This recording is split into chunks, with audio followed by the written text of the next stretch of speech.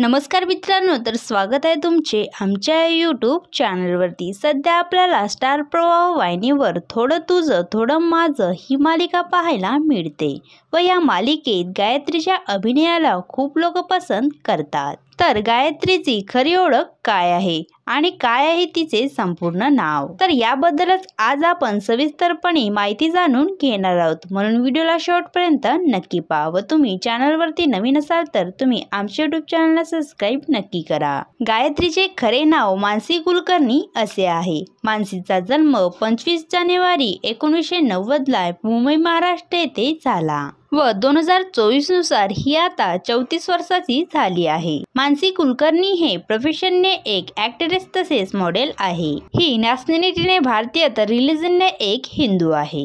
Mansi कुलकर्णीने Mumbai university मधून आपले college पर्यंतचे शिक्षण घेतले व हिचे ग्रॅज्युएशन पूर्ण झाले आहे। सांगायचे झाले मानसीच्या फिजिकल स्टेटस बद्दल तर यांची हाईट 5 फीट 7 इंच अशी आहे व बॉडी वेट 62 किलोग्राम असा आहे।